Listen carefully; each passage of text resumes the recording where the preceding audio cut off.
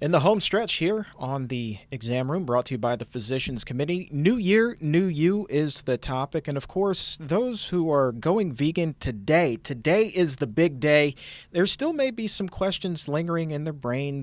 They know some questions, maybe some myths, maybe some untruths. Maybe their friends have said something. Maybe their family has said something. Maybe they're just curious about it. But Dr. Barnard, we need to debunk some of these myths here. You bet. One of the big ones I think that non-vegans have is that you just can't get enough protein in your diet without meat. True or false? You know, it's a funny thing. Back in the 1950s, dietitians looked at it and it became very, very clear that there's abundant protein in plant products. But that question just will not die. Every new vegan, you're at a party and other people, the first thing they have to say is, where do you get your protein? The person asking doesn't necessarily know what protein is, right? But they have to ask you where you're getting it.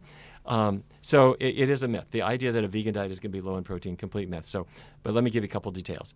The first thing is if you went to the zoo and you looked at the biggest elephant there, or the tallest giraffe, or you went to a racetrack and you saw the fastest stallion, or you looked out in the field and you saw the biggest bull. These are all vegans. Mm-hmm. They've got rippling musculature. Where do they get it? Do plants actually have protein? Yeah, they do. Let me give you some numbers. Let's say you're eating a typical diet. The average person might get maybe 2,000 calories of just food every day. And the government would say, if you're a man, maybe 56 grams of protein is what you need. Okay, I'm going to do it all vegan. In fact, all I'm going to do for a day as an experiment, all I'm going to do is eat broccoli, nothing but broccoli. Do you know, not that you should do this, but if you did, you would get 147 grams of pure protein just from the broccoli. So about 3 times as much as your body actually needs. Okay, next day, we're going to do the experiment. Now, only lentils, nothing but lentils. For a day, I'm going to get 2,000 calories worth of just lentils. Is there any protein in that? 157 grams of pure protein. So hopefully you're not doing just broccoli or just lentils. You're doing a mixture of these things. If you ate nothing but corn, you would get protein as well. And if you mix them together, then you get all the different what are called essential amino acids. Those are the building blocks of protein. And most plant foods have all of them, but in different combinations.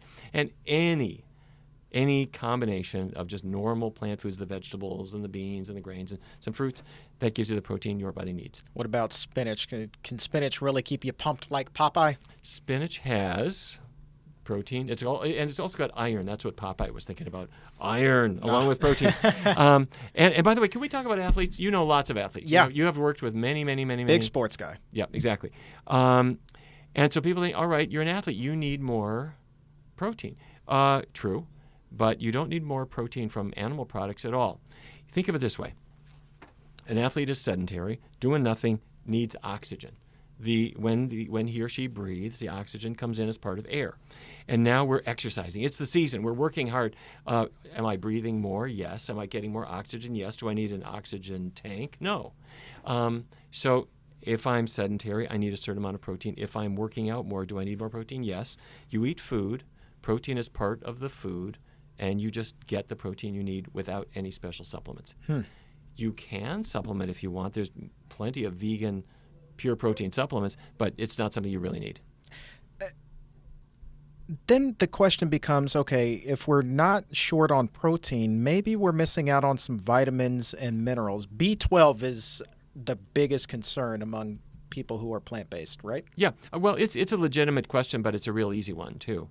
B12 is interesting. It's not made by animals, and it's not made by plants. B12, vitamin B12, which you need for healthy nerves and healthy blood, is actually made by bacteria.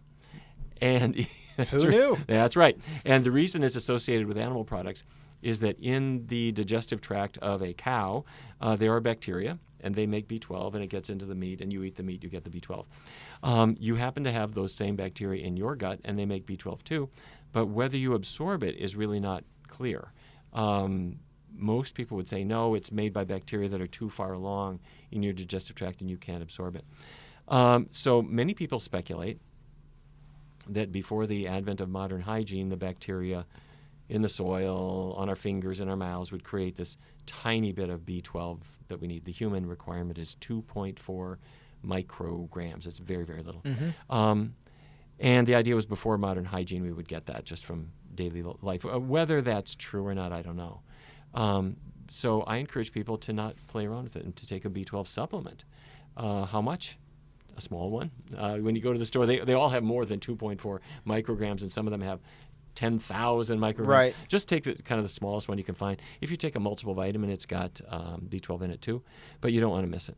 So what other vitamins then should we be looking at as far as supplementation? Really just one, I think, and that's vitamin D. Now, vitamin D, its natural source is sunlight. Sun on your skin, everybody knows, creates vitamin D. And when human beings were living in Africa, in equatorial Africa, there's plenty of sun. You don't need a vitamin D supplement. But we had the bad judgment to move to North Dakota. Or at least my forebears did. Right. Or maybe New Jersey or Finland or you name it. And there's not a lot of sun there necessarily. And it's kind of cold sometimes times a year. And frankly, you can be in Florida. And if you're using sunscreen, you're not getting the vitamin D either. Interesting. Yep. So what do? You take a vitamin D supplement in that case. If you're getting regular sunlight, about 20 minutes a day on your face and arms, fine. But if you're not, take a vitamin D supplement. About 2,000 international units a day is what most doctors would say. Calcium tied very closely to that vitamin D. Oh, I'm glad you mentioned that, Chuck. Because what do you need vitamin D for? You need it to absorb calcium. That's right. It's also a cancer preventer to a degree. But you do need calcium. And so what's the question? All right, would I get calcium from dairy? I'm not eating dairy. Where can I get the calcium? The answer is that cows don't make calcium. Cows do not make calcium, period. That's a myth debunker. The calcium is in the earth. It's in the ground. It's in the soil. And grass grows out of the soil, and it carries the calcium up into the grass. The cow eats the grass, and the calcium just ends up in the milk. Now, you can eat green vegetables, too, hopefully not grass. But if you're eating kale, collard, broccoli, Brussels sprouts, green vegetables, they take the calcium from the earth, and it's actually more absorbable in the green vegetable than it is as milk. And I'll give you a couple numbers. Milk, about 30%, 32% of the calcium is absorbed. The rest just flushes through you. For green vegetables, closer to 50%, maybe higher. Wow. And broccoli, if I'm not mistaken, that is a calcium powerhouse, isn't it? Yeah, it sure is. All the cruciferous vegetables named for their cross-shaped flowers have calcium. So that's broccoli, Brussels sprouts, kale, cauliflower, calcium-rich. And if you're not eating those foods, you're missing a whole lot more than calcium. So bring those in. You can have broccoli for breakfast if you want. So these are healthy foods. And matter of fact, I mean, that just brings me to my next question is how do we ensure then that we are getting everything that we need? Because obviously, we've known about the food pyramid. We've been taught that our entire lives, but that's not necessarily the route that you want to take. So as somebody who is vegan, what is the equivalent of the food pyramid? Great. There? Okay. Fabulous. Here's the way to do it. And we have rated diets, and there is a tool that was developed at Harvard University. It's a rating system that allows us to look at the healthfulness of a diet that you're adopting. It's called the Alternate Healthy Eating Inventory, or Alternate Healthy Eating Index. So here's what you do. 4 healthy food groups should be your staples: vegetables, fruits, whole grains, and legumes, or that's the bean group, beans, Sure. peas, lentils. So vegetables, fruits, whole grains, and legumes. And if you're building your diet from those and leaving the animal products out, you're going to get plenty of vitamins. You're going to get the minerals you need. But 2 additional points. Emphasize the green leafy vegetables. They've really got such health power, and include a B12 supplement. That's it. Ta-da. If you're never getting any sun, got to think about vitamin D. But that's it. Those healthy 4 food groups, think about the greens, vitamin B12.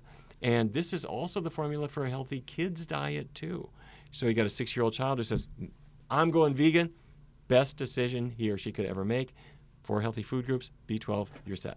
We're going to touch on that in a future show about, kids and school lunches and trying to clean up that whole mess. So Yeah. a lot of work to be done there. But Thanks for touching on that. That's a good plug, man. You bet. I like that. Home stretch here. Stick around. We've got a recipe to give you, but for right now, you're listening to the Exam Room, brought to you by the Physicians Committee.